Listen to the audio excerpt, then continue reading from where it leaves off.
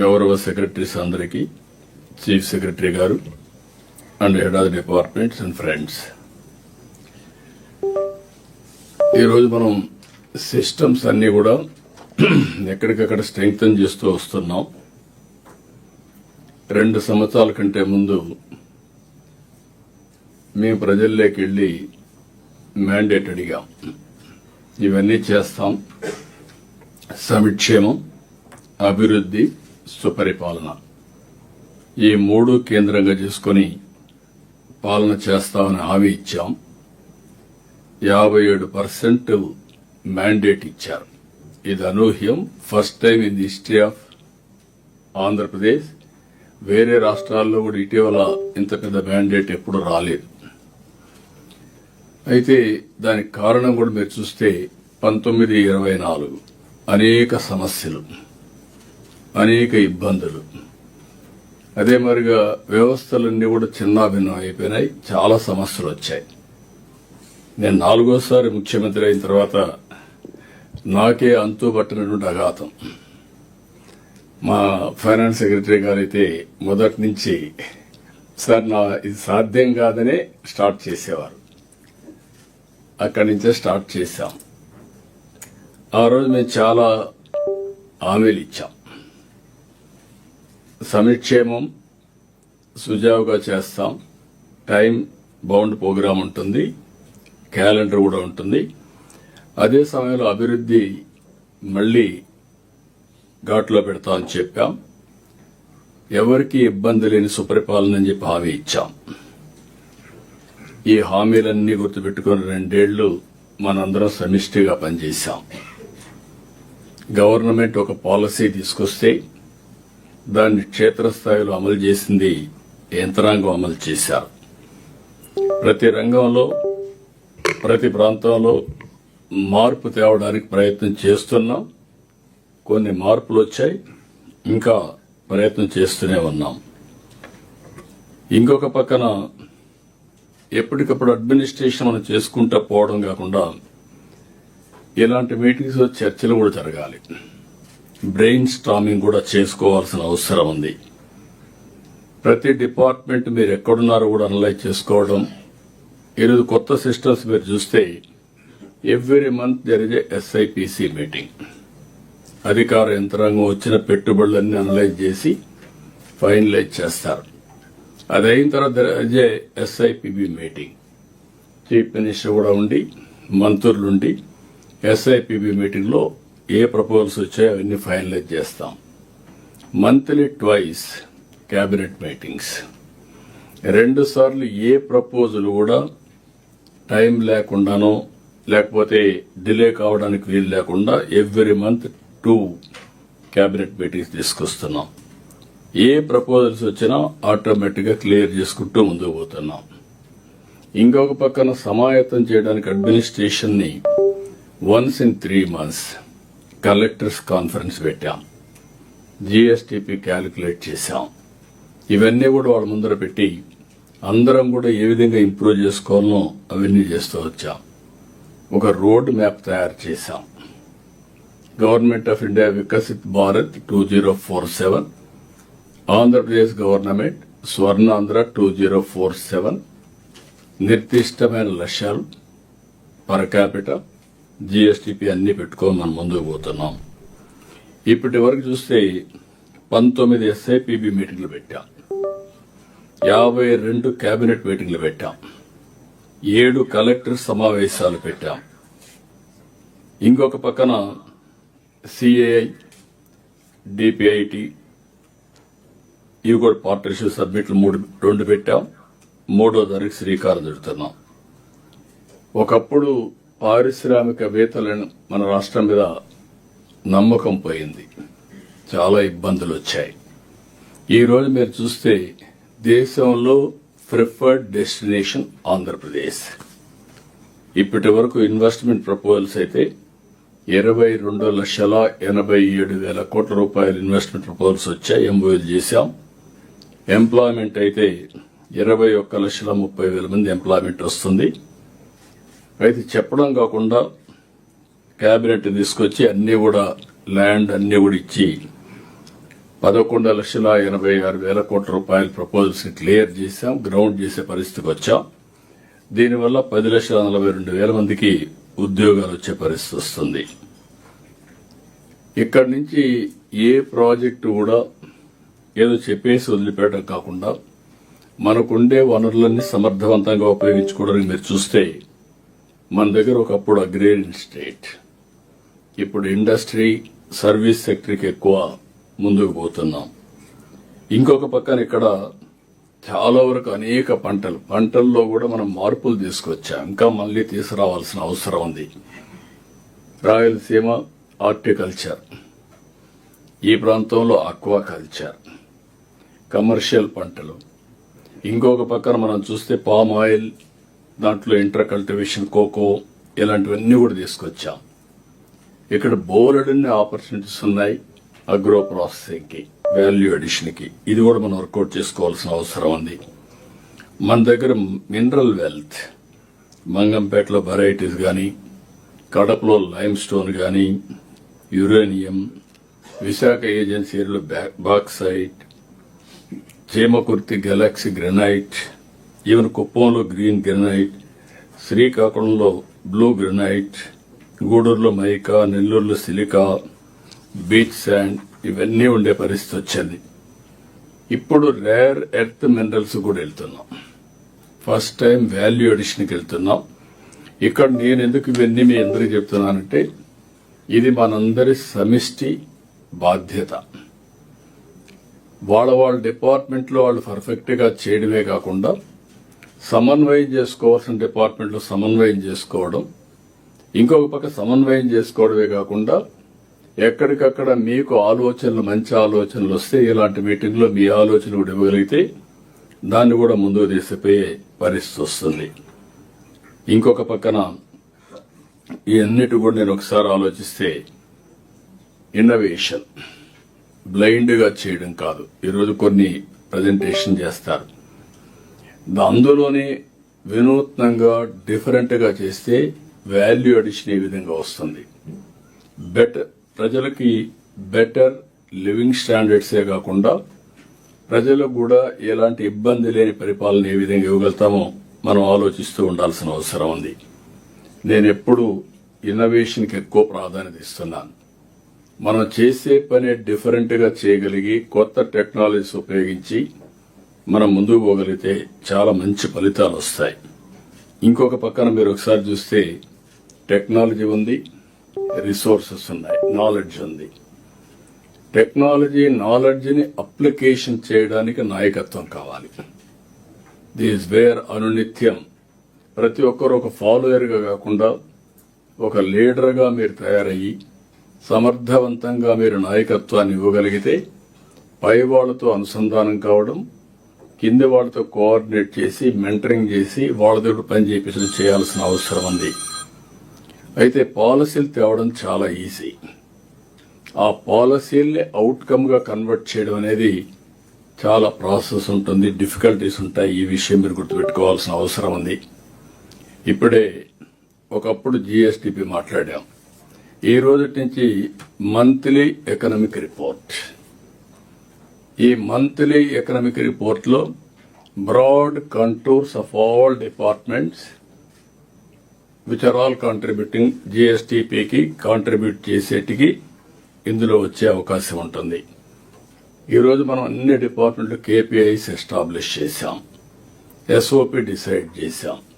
ఏ KPI ఎప్పుడు update చేయాలి అనే విషయం కూడా మీకు క్లారిటీ ఇచ్చాం. మండల్ లెవెల్లో, డిస్ట్రిక్ట్ లెవెల్లో, ఏడాది department, then secretariat, then government లో ఏ విధంగా చేయాలన్నీ కూడా ఇచ్చాం. దానికి సపోర్టింగ్ గా ఈరోజు మీరు చూస్తే మంత్లీ ఒకసారి head of the departments meeting, అంటే మొత్తం కలిసి మనం సమిష్టిగా ఆలోచించుకుంటే ఎక్కడన్నా కానీ ఈరోజు మీటింగ్లో మీకు ఒక ఐడియా వస్తుంది. మీరు ఇచ్చే ఐడియాస్ కూడా తీసుకుంటాను. మళ్లీ దీన్ని ఏ విధంగా ఇంప్రూవ్ చేయాలని ఇంప్రూవ్ చేస్తాం. ఇప్పుడు ప్రిన్సిపల్ సెక్రటరీ గారు ప్రజెంట్ చేస్తారు, కేశవ్ గారు చెప్పారు, ఫైనాన్స్ మినిస్టర్ గారు. నేను చాలా ఎఫర్ట్ పెట్టాను. ఒకప్పుడు నాకు జీఎస్టీపీ నేను నేర్చుకొని అధికార యంత్రాంగం దగ్గర అందరం కలిసి మళ్ళా ఎక్సర్సైజ్ స్టార్ట్ చేశాం. ఇటీవల కాలంలో మంత్లీ ఎకనామిక్ రిపోర్ట్ అనేది ఏ రాష్ట్రం చేయలేదు. ఇది మొట్టమొదటిసారిగా మన రాష్ట్రంలో ఒక ప్రయోగం చేశాం. దీనికి నెంబర్ ఆఫ్ మీటింగ్స్ పెట్టుకున్నాం. ఆ నెంబర్ ఆఫ్ మీటింగ్స్ పెట్టుకుని ఏ విధంగా ప్రిపేర్ చేయాలో ప్రిపేర్ చేశాం. రీజనబుల్ గా ఒక స్థాయికి వచ్చింది. దీన్ని చూసిన తర్వాత డిపార్ట్మెంట్స్ కొంతమందికి మీకు ఒక అవగాహన వస్తుంది. ఇక్కడి నుంచి మంత్లీ ఎకనామిక్ రిపోర్ట్ లో జిఎస్డిపినే కాకుండా రెవెన్యూ రిసీప్ట్స్ కూడా ఎట్లా వస్తున్నాయి అందులో కూడా ఇందులో క్లారిటీ ఉంది. అవన్నీ కూడా మేము ఎక్స్ప్లెయిన్ చేసినప్పుడు మీకు ఒక ఐడియా వస్తుంది.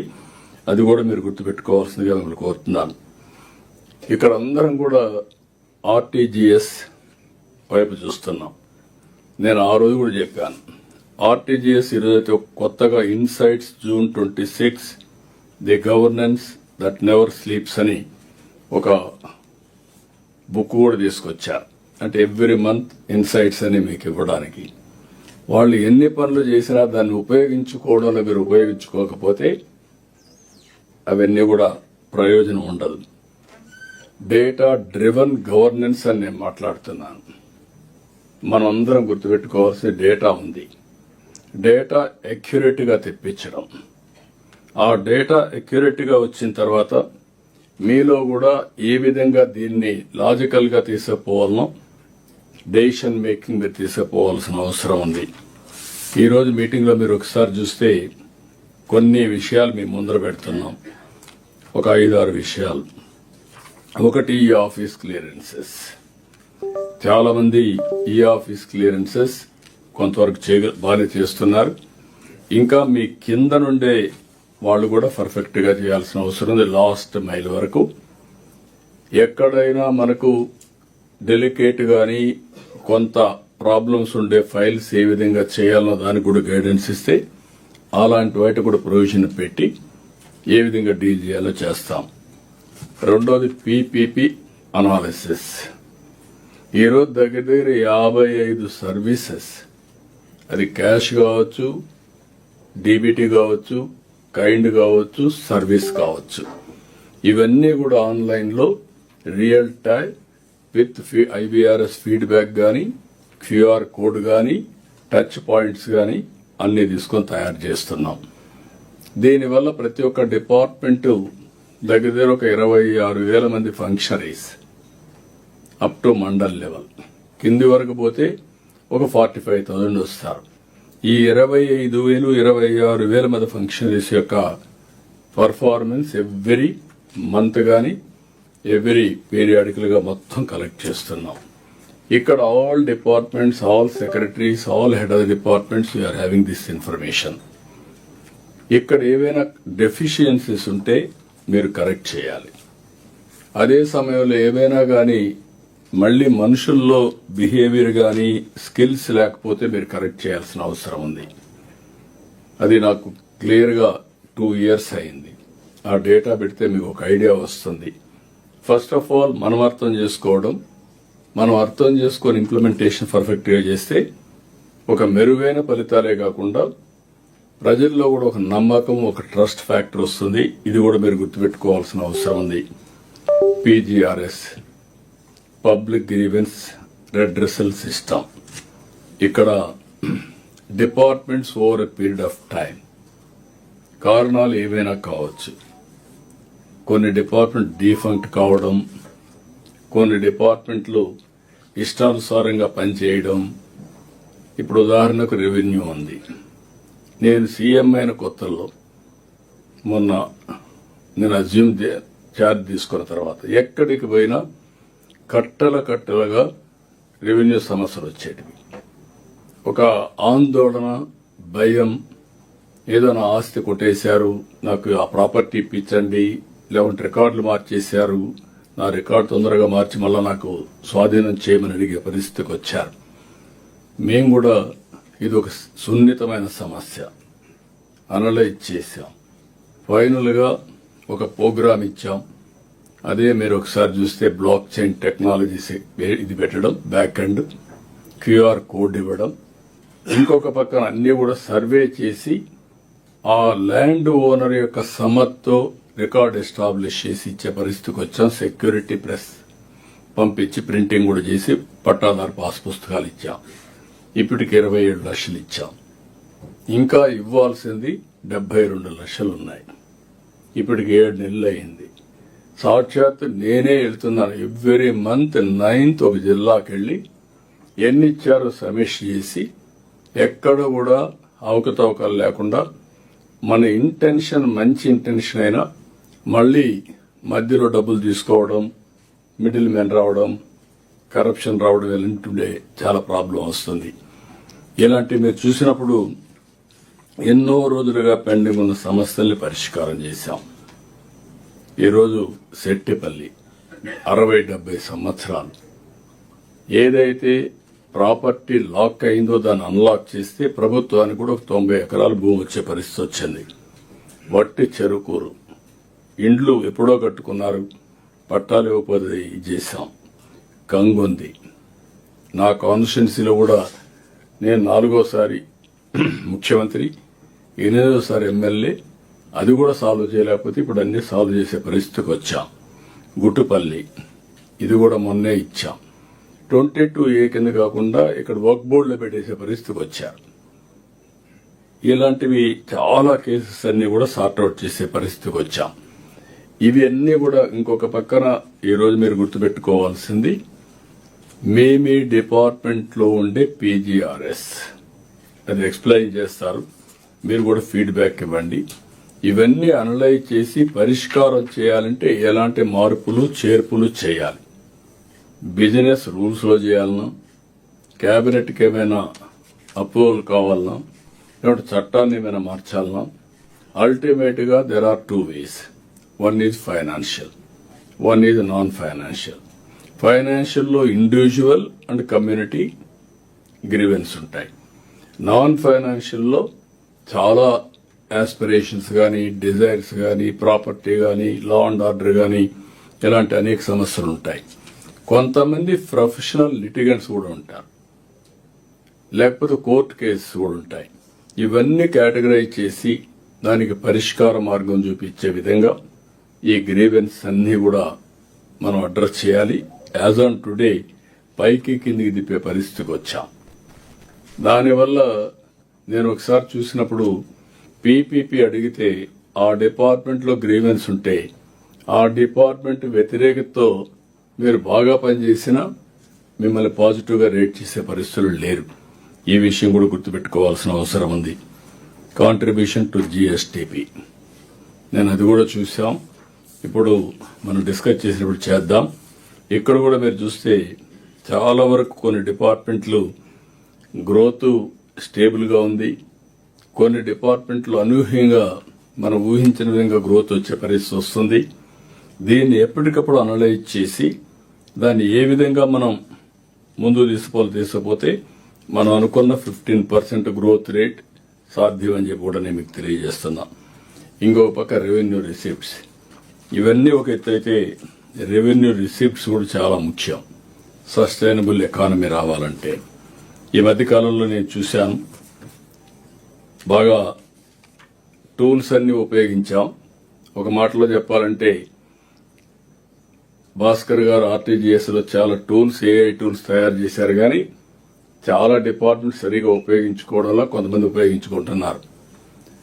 అయితే ఇక్కడ బాబు GST కమిషనర్ గా చాలా స్పష్టంగా ఇంకొంచెం టూల్స్ కూడా యాడ్ చేసుకుని ఆయన మొత్తం అనలైజ్ చేసే పరిస్థితికి వచ్చారు. యాజ్ ఆన్ టుడే ఈ ఇయర్ లో 20.4% GST పెరిగే రెవెన్యూ మొత్తం డిపార్ట్మెంట్ రెవెన్యూస్ పెరిగే పరిస్థితి వచ్చింది. GST 2017లో వచ్చింది. 2017లో GST వచ్చిన తర్వాత మొట్టమొదటిసారిగా 20.4% పెరిగిన మొదటి క్వార్టర్ ఇది ఫస్ట్ క్వార్టర్ అని చెప్పి కూడా నేను మీ అందరికి తెలియజేస్తాను. దట్ ఇది growth we are able to achieve. మనస్ఫూర్తిగా డిపార్ట్మెంట్ అభినందిస్తున్నా. Congratulations, well done. This one example. AI ఉపయోగించుకొని కరెక్ట్ గా చేస్తే ఏ విధంగా ఫలితాలు వస్తాయో ఇది ఒక బెస్ట్ ఎగ్జాంపుల్ మీ అందరికీ. రెండో విషయం, ఇక్కడ నేను ఒక విషయం మీ అందరికీ చెప్పాల్సిన అవసరం ఉంది. ఎట్లయితే డిపార్ట్మెంట్ లో ఉంటారో అక్కడక్కడ క్రూషియల్ పొజిషన్ లో ఆపర్చునిటీస్ ని లాక్ చేసే వ్యక్తులు కూడా ఉన్నారు. అలాంటి వాళ్ళపైన మీరు అప్రమత్తంగా లేకపోతే మీరు ఎంత ఎఫర్ట్ పెట్టినా మీకు ఫలితాలు రావు. ఇటీవల కాలంలో కొన్ని అలాంటివి కూడా వస్తున్నాయి. అంటే కొంతమంది వ్యక్తులు క్రూషియల్ ప్లేస్ లో ఉండి నెగటివ్ రోల్ ప్లే చేసే దానివల్ల కూడా ఇబ్బంది వస్తుంది. దాన్ని కూడా ఎక్కడికక్కడ మనం క్లియర్ చేసుకుంటూ ముందుకు పోవాల్సిన అవసరం ఉంది.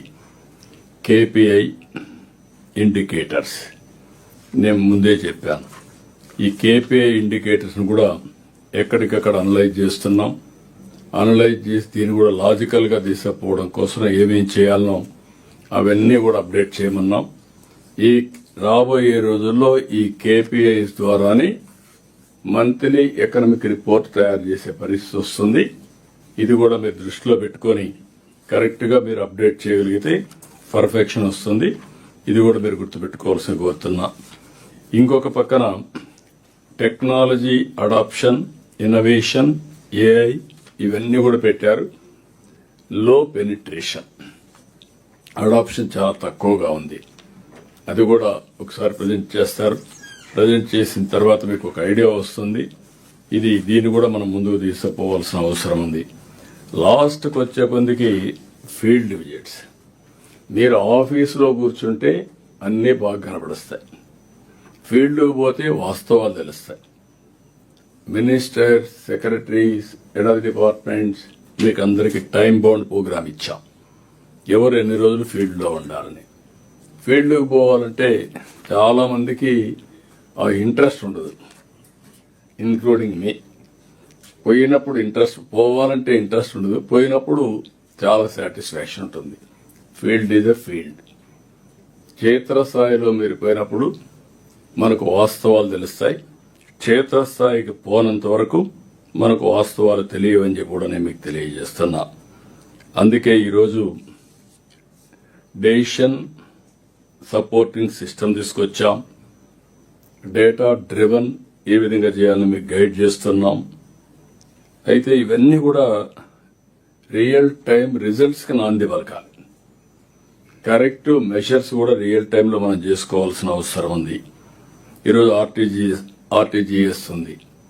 మీకు ఏ డేటా కావాలన్నా ఇవ్వడానికి సిద్ధంగా ఉన్నారు. ఇంకొక పక్క డాష్ బోర్డ్స్ ఇవన్నీ కూడా ఉన్నాయి. ప్రిడిక్టివ్ అనలిటిక్స్ లో అసిస్ట్ చేయడానికి సిద్ధంగా ఉన్నారు. ఆల్ ఇష్యూస్ కూడా నేను మిమ్మల్ని కోరేది, ఒక టైం బౌండ్ ప్రోగ్రాం పెట్టుకుంటున్నాం. Zero pendency of PGRS. Everything address చేయాలి, కంట్రోల్లోకి రావాలి. అక్కడి నుంచి దీన్ని రాబోయే రోజుల్లో నియంత్రణలో పెట్టే పరిస్థితి రావాలి. అక్కడి నుంచి ఎక్కడికక్కడ ప్రజలకి మనం ఎడ్యుకేట్ చేసుకుంటూ ముందుకు పోయే పరిస్థితి వస్తుంది. ఇంకొక పక్కన మీరు గుర్తుపెట్టుకోవాల్సింది, అనేక 2 ఏళ్లు అయింది, 3వ సంవత్సరం కూడా పవర్ ఛార్జెస్ మనం పెంచలేదు. పెంచకుండా అంత మునుపు వేసినటువంటి ట్రూ అప్ ఛార్జెస్ ని అడ్జస్ట్ చేసుకునే పరిస్థితికి వచ్చాం. 5 సంవత్సరాలు కరెంట్ ఛార్జెస్ పెంచమని చెప్పి ఆ మాట మీద నిలబడి ముందుకు పోతున్నాం. ఈ విషయం కూడా మీరు గుర్తుపెట్టుకోవాల్సిన అవసరం ఉంది. అయితే ఈరోజు యుద్ధ ప్రభావంలో మనకు కొన్ని సవాళ్లు కూడా వస్తున్నాయి. అదే సమయంలో కొన్ని అవకాశాలు కూడా ఉన్నాయి. దీన్ని మనం కూడా ఇక్కడికి వచ్చినప్పుడు ఆలోచించుకోవాల్సింది. నేను మొన్న చూశాను, ఒకప్పుడు మేము ఇండక్షన్ స్టవ్ పెట్టమన్నాం. అన్ని అంగన్వాడీల్లో ఇండక్షన్ స్టవ్ పెట్టారు. ఇప్పుడు ఆ ఇండక్షన్ స్టవ్ ని మొన్న గ్యాస్ ప్రాబ్లం వస్తే ఏదో సివిల్ సప్లైస్ కార్పొరేషన్ అంతా అనలైజ్ చేసి ఈ యొక్క ఇండక్షన్ స్టవ్ వల్ల కొన్ని వంటలు చేయలేరు, కొన్ని ప్రాబ్లమ్స్ ఉంటాయన్నారు. ఇప్పుడు కొత్త స్టవ్ ఒకటి వచ్చింది, అన్ని వంటలు చేయించే పరిస్థితికి వచ్చారు. ఈ రోజు మనం చూస్తే గ్యాస్ 900 రూపీస్ సిలిండర్. ఆ గ్యాస్ తో ఎంత వంట చేయొచ్చునో దానికి 500 రూపాయలు పవర్ తో మనం చేసే అవకాశం. స్ట్రైట్ అవే 400 రూపీస్ సేవింగ్. అవసరమైతే వాళ్ళకి ఇచ్చే 3 సిలిండర్లకి డబ్బులు ఇచ్చేద్దాం. ఇంటి పైన ఏదైతే సోలార్ ఎనర్జీతో ఎనర్జీ చేసుకుంటే ఈ 500 రూపాయల వాళ్ళకి నెట్ సేవింగ్ ఉంటుంది. అదే మరిగా ఈరోజు ఈ సిలిండర్స్ ఎంత కూడా ఇంపోర్ట్ చేసే ప్రభావం కూడా పోతుంది. కుకింగ్ కూడా చాలా ఈజీ అయ్యే పరిస్థితి వస్తుంది. ఈరోజు మనం మ్యాక్సిమం మనీ ఈ యొక్క పెట్రోల్, డీజిల్ పైన, ఎల్పిజి పైన స్పెండ్ చేసే పరిస్థితి వచ్చాం. దీన్ని ఒక 5,000, 6,000 రూపాయలు ఇన్స్టాల్మెంట్కి ఇచ్చే పరిస్థితికి వచ్చారు. ఈ స్టవ్స్ అని కూడా మ్యానుఫ్యాక్చరింగ్ అవుతున్నాయి. ఇలాంటి ఇన్నోవేటివ్ ఐడియాస్ లో మనం ముందుకు పోవాల్సిన అవసరం ఉంది. ఈరోజు ఇటీవల కాలంలో ఎలక్ట్రికల్ వెహికల్స్ కూడా పెరిగాయి. దీన్ని లాజికల్ గా తీసుకెళ్లాలి, ఇంకా ప్రమోట్ చేయాలి. గ్రీన్ ఎనర్జీతో అవి కూడా చేయగలిగితే ట్రాన్స్పోర్టేషన్ లో పొల్యూషన్ కంట్రోల్ అవుతుంది. రెండోది కుకింగ్ కానీ ఇవన్నీ కూడా పెట్టగలిగితే ఇంపోర్ట్ కంట్రోల్ అయ్యే పరిస్థితి వస్తుంది. ఇవి కూడా చేయాల్సిన అవసరం ఉంది. మూడోది ఎల్నినో ప్రభావం కూడా. ఈ విషయం కూడా రెయిన్ఫాల్ తగ్గింది. ఇప్పటికి 25% మైనస్ డెఫిసిట్ రెయిన్ఫాల్ లో ఉన్నాం. మనం మొన్నే జలధార కూడా తీసుకున్నాం. కానీ ఇంకా కృష్ణా నదికి వరదలు రాలేదు. గోదావరిలో కూడా గ్రేట్ డిఫికల్టీ. మొన్నటి వరకు 70,000 వచ్చింది. నేను 40,000-50,000 తగ్గింది. బికాస్ ఆఫ్ గోదావరి ఒక 15,000 అక్కడ తీసుకొని ఒక 8,000 క్యూసెక్స్ కృష్ణాకి ఇస్తున్నారు. ఈ రెండు వల్ల Krishna delta, Godavari delta survive అయింది. అది గాని పట్టిసీమ లేకపోతే ఈరోజు మనకు ఆ ఇబ్బంది వచ్చేది. కానీ ఈరోజు మనం నేచురల్ ఫార్మింగ్ కూడా వెళ్ళమన్నాం.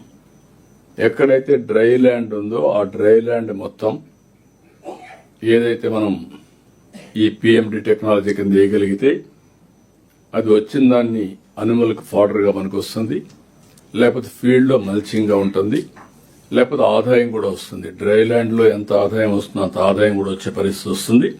ఇలాంటి డిఫరెంట్ వేస్ ఆఫ్ థింకింగ్ లో టైమ్లీ ఇంటర్వెన్షన్ చాలా ముఖ్యమని కూడా మీకు తెలియజేస్తున్నా. ఈరోజు జల సంరక్షణతే చాలా బాగా మన వాళ్ళు చేస్తున్నారు. దీన్ని లాజికల్ గా తీసుకుపోవాల్సిన అవసరం ఉంది. నేను ఒక విషయం మీ అందరినీ కోరుతున్నా. A good officer solves problems, a great officer prevents them. అసలు ప్రాబ్లం లేకపోతే సాల్వ్ చేయాల్సిన అవసరం ఉండదు. మీరే సమస్య క్రియేట్ చేసి మీరే సాల్వ్ చేసుకుంటా కూర్చుంటే చాలా సమయం అంతా వేస్ట్ అవుతుంది. ఈ విషయాన్ని మనం దృష్టిలో పెట్టుకోవాల్సిన అవసరం ఉంది. దీనికి ఎప్పుడు కూడా అడ్వాన్స్ థింకింగ్ ఉండాలి. ఈరోజు ఒక చిన్న ఎగ్జాంపుల్ మీరు చూస్తే దగ్గర ఒక 10-12 ఏళ్లకు ప్రారంభించినటువంటి పట్టిసీమ 13 లక్షల ఎకరాలు సేవ్ చేసింది, స్టెబిలైజ్ చేసింది. ఇక్కడ మిగిలిన వాటరు శ్రీశైలం నుంచి రాయలసీమకి ఇస్తే లింగాలు లాంటి మండలం highest per capital income better than విశాఖపట్నానికి వచ్చే పరిస్థితి వచ్చింది. అంటే అక్కడ కూడా తెలివైన వాళ్ళు ఉన్నారు. వాళ్ళకు అవకాశాలు కావాలి. ఆ అవకాశాలు మనం ఇవ్వగలిగితే అందిపుచ్చుకునే మనస్తత్వాలు ఉన్నాయి. అక్కడైతే మొత్తం బనానా వేయడం, అది కూడా ప్రిఫర్డ్ వెరైటీ వేయడం, ఇంటర్నేషనల్ మార్కెట్స్ ని క్యాప్చర్ చేయడం, ఇలాంటివన్నీ చేసే పరిస్థితికి వచ్చారు. ఒక్క వాటర్ పోతే అనంతపూర్లో కియా మోటార్స్ వచ్చింది. That is the revolution we're able to bring. So దీనివల్ల చాలా లాభాలు వచ్చాయి.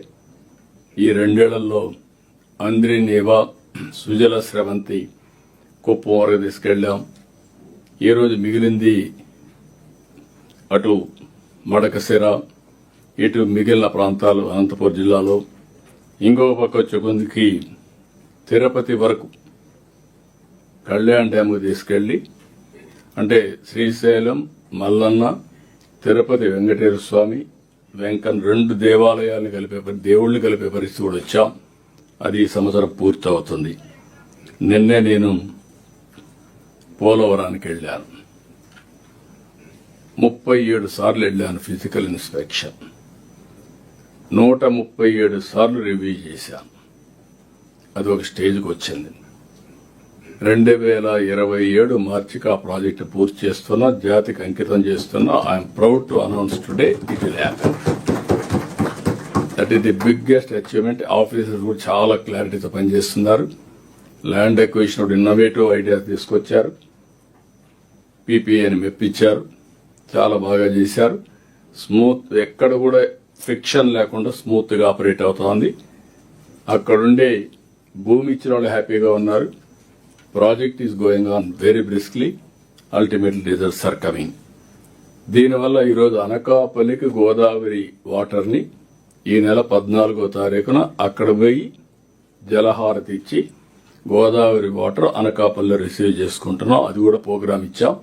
అది ఆగస్టు 14న. ఇంకొక పక్కన వెలుగొండ ప్రాజెక్ట్ 96లో ఫౌండేషన్ వేశాం. ఈరోజు మళ్లీ దాన్ని పూర్తి చేసే బాధ్యతకు వచ్చాం. డిపార్ట్మెంట్ పూర్తిగా బాగా పనిచేశారు. ఫైనాన్స్ కూడా సహకరించారు.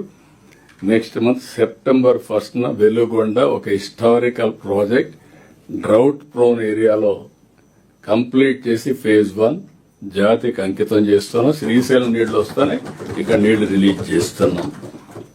ఇలాంటివి చూసినప్పుడు historical moments. 36 irrigation projects. I asked them to clearly indicate when we are going to inaugurate. Not opening foundation అవన్నీ జరుగుతూ ఉంటాయి. ఏ రోజు నీళ్లు ఇస్తాం, ఏ రోజు జాతికి అంకితం చేస్తాం చెప్పమని వర్కౌట్ చేస్తున్నాం. We're doing that. ఇంకొక పక్కన ఇండస్ట్రీస్ కూడా సేమ్ థింగ్. ఏ ప్రాజెక్ట్ ఎప్పుడు ఇనాగ్రేషన్ చేస్తామో ఆ డేట్స్ కూడా పెట్టుకుని ముందుకు పోవాలి. ఇంకొక పక్కన ఇదే సమయంలో డ్రింకింగ్ వాటర్ అమృత్ ద్వారా అర్బన్ ట్యాప్ వాటర్ ఇంటింటికి, జేజేఎం ద్వారా గ్రామీణ ప్రాంతాల్లో ఇంటింటికి నీళ్లు ఇచ్చే కార్యక్రమానికి కూడా శ్రీకారం చుట్టాలి. ఎప్పుడెప్పుడు ఇస్తారో both departments time bound program workout చేసి ముందుకు వస్తారని చెప్పి కూడా నేను మీకు తెలియజేస్తున్నా. అన్ని సిఎస్ఎస్ పునరుద్ధరించాం, ట్రాక్ లో పెట్టాం. ఈ సంవత్సరం ఫస్ట్ క్వార్టర్ అయింది. కలెక్టర్స్ కాన్ఫరెన్స్ పెడతాం.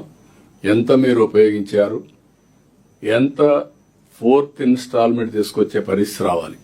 జనరల్ గా 3 ఇన్స్టాల్మెంట్స్ ఇస్తారు. ఈసారి మాత్రం అదనంగా తెచ్చుకునే పరిస్థితి ఉండాలి. జీరామ్జీ 14,000 కోట్లు ఖర్చు పెట్టాలి. దీనికి కూడా రెడీ అవుతున్నారు. డిప్యూటీ సీఎం గారు, ఇక్కడ ఉండే డిపార్ట్మెంట్ అంతా ఇది కూడా చేస్తారు. ఫైనల్ గా నేను మిమ్మల్ని కోరేది ఒకటే,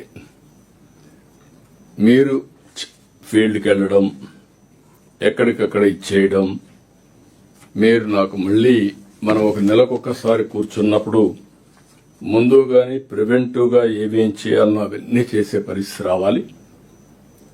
దానికి మీరందరూ కూడా సిద్ధం కావాల్సిన అవసరం ఉంది. ఈ మీటింగ్ వల్ల ఇంకా ఎక్కడన్నా గ్యాపులు ఉంటే ఆ గ్యాపులు కూడా కరెక్ట్ చేసుకుని రియల్ టైంలో మనం ముందుకు పోయే అవకాశం వస్తుందని చెప్పి కూడా నేను మీకు తెలియజేసుకుంటూ మీ అందరినీ మనస్ఫూర్తిగా అభినందిస్తూ ఇప్పటికి మనం చేసిన పని ఎక్స్ట్రాడినరీ వర్క్ చేయగలిగాం. At the same time there is lot of scope. ఈ రోజు మనం 10.75% or 11% GSDP for the last 2 years CAGR కు వచ్చాం. But our aim is 15%. ఈ ఇయర్ 15% అచీవ్ కావాలనుకుంటున్నాం. అదే మరి ఈ సంవత్సరం వర్షాలు తక్కువగా ఉన్నాయి. వర్షాలు తక్కువైనా అధిగమించే ఆలోచన విధానంతో మనం ముందుకు పోవాల్సిన అవసరం ఉంది. రైతులను ఆదుకోవాలి. డ్రింకింగ్ వాటర్కి ఎక్కడా సమస్య లేకుండా చూసుకోవాలి. అదే సమయంలో గ్రోత్ కూడా ఏమాత్రం తగ్గకుండా ముందుకు తీసుకుపోవాలని కోరుకుంటూ మరొకసారి అందరినీ మనస్ఫూర్తిగా అభినందిస్తూ కృతజ్ఞతలు కూడా తెలియజేస్తున్నా. ఎక్సలెంట్ వర్క్ చేశారు. ఈ స్పిరిట్ కంటిన్యూ చేయాల్సిందిగా అందరికి విజ్ఞప్తి చేస్తూ మీ అందరి దగ్గర సెలవు తీసుకుంటున్నాను. Next. I thank the Honorable Chief Minister sir for setting the context for this meeting. I now request Shri Piyush Kumar Garu, Principal Secretary Plan.